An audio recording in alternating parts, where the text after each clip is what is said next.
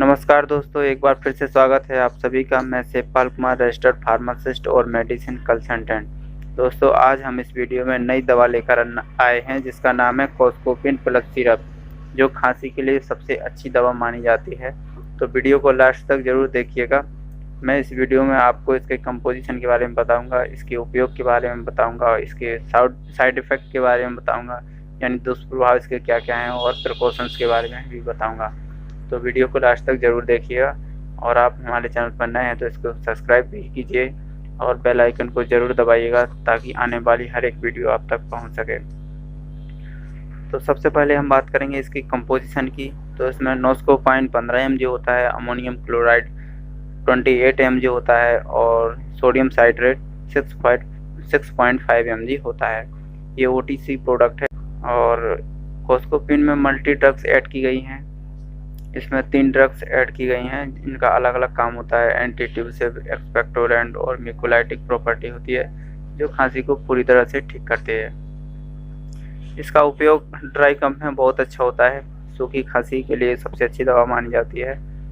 इसके कुछ side effect होते हैं, दुष्प्रभाव होते हैं, तो उनके बारे में बात करते हैं। तो इसमें ड्राउजीनेस सबसे पहला, तो इसमें उनींदापन होता है, थोड़ा थोड़ा नींद का महसूस होना, ये इसका साइड इफ़ेक्ट है। और हेडेक इसका साइड इफ़ेक्ट है। इसमें सर दर्द होने लगता है और नोज़िया भी होती है, मतली आना। और टैकीकार्डिया एक हार्ट की यानी हृदय की एक कंडीशन है। इसमें हृदय की गति तेज़ हो जाती है या अनियंत्रित हो जाती है, डिसबैलेंस हो जाती है। अब हम बात करेंगे इसकी प्रिकॉशंस की। तो इस दवा को लेने से पहले आपको डॉक्टर से सलाह ज़रूर लेना चाहिए।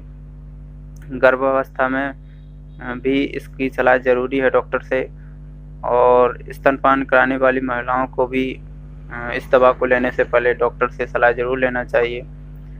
और इसके कुछ दवा के खुराक के निर्देश हैं कि अगर कोई दवा आपसे मिस हो जाती है किसी टाइम में तो उसको कोशिश करें जल्दी से जल्दी लेने की।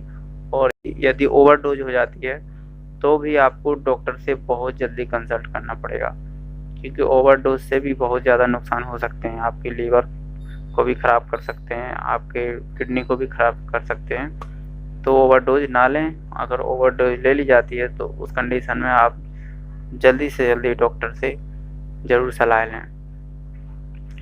उम्मीद करता हूँ आपको ये वीडियो पसंद आई होगी।